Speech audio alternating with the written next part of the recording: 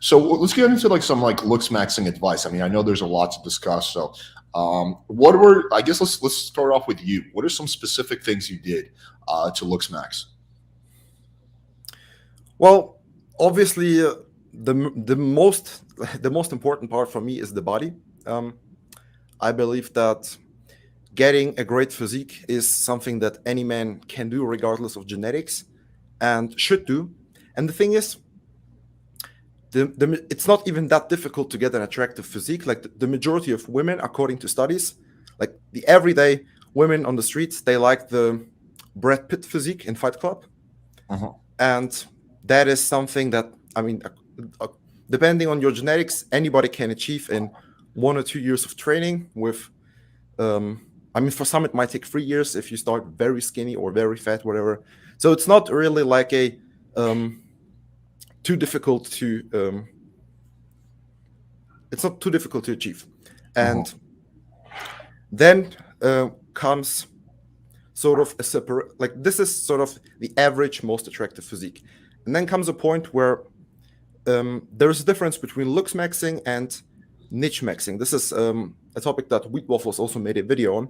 So, for example, you, Alex, you, according to like whatever mathematical standards, your face might be of the exact attractiveness as an other guy, but you might still get more women attracted to you because you have dimorphism. So you're more on that masculine spectrum, and another guy might be kind of neutral, you know. So, for Uh-huh. example, the beard gives you the kind of sex appeal that a guy without a beard doesn't have.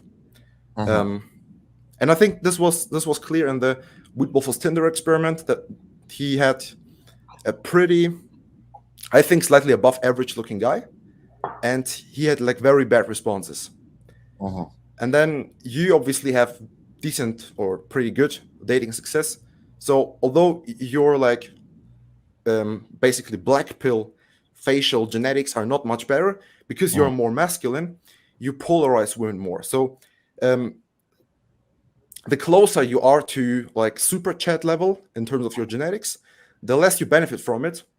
But but if you are not a super like top tier chat, you would benefit from either going down the more masculine or the pretty boy route and differentiate yourself from the majority of average guys.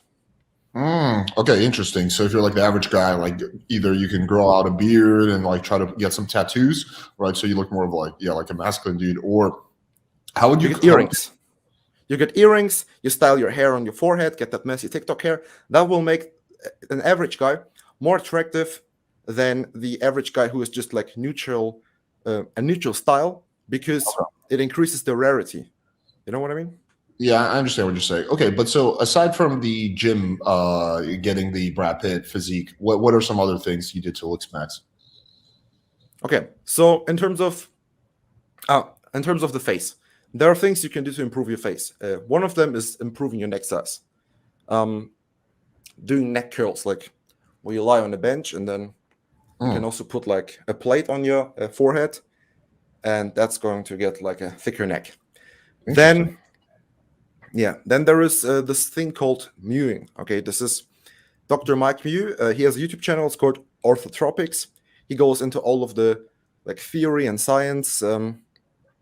He basically developed this concept that if you put pressure with your tongue against the roof of your mouth over a Mhm. long period of time consistently, then that can change your facial structure over years. Now, not by like, I don't know, not massive changes, but Mm.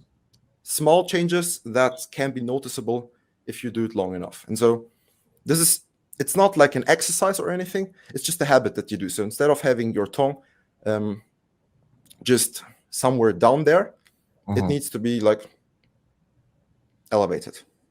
And so by doing that, how does it change your face? Well, it puts pressure against the palate, Mhm. and then it it forces the palate to expand and it makes your jaw wider. Like people who wear braces, they usually also go through um, small facial changes because everything that you do to kind of every force that is consistently applied over a long period of time kind of changes the posture of the face. Okay, interesting. And so what kind, did you notice like a noticeable change with doing that? Yeah, I mean, I cannot attribute that to this one thing because there are a lot of factors involved. Like I also did jawline exercises, for example, to strengthen the jaw muscles, like chewing exercises with these kind of balls that you put in your mouth, and then it's almost like it's basically like bodybuilding just for the giga chat muscle. For the game channel. That's funny. And then Yeah. okay, and then how long did it take you for you to notice like a difference in your face? Well, I was doing them while I was bulking. So when I started doing all the stuff, I didn't notice anything because I was trying to put on more muscle during the time, and I was like, those results are going to be visible eventually after I'm going to cut. And so the before and after is like before the bulk and after the bulk. So it's like there's like a 2-year gap between that. Oh, okay, I see. But okay, interesting. And then okay, so you did some jawline exercises. Okay, that's interesting. Is there anything else that you did specifically? Well, yeah, I started to paint my eyebrows, for example. So there is an app. There is an app called Attractiveness Test. Okay, and this app it has an artificial intelligence in the background. Okay. And this AI is basically trained on hundreds of thousands of faces to rate people. And then you can make a photo of yourself, like a selfie, or like just take any picture and let the AI rate you.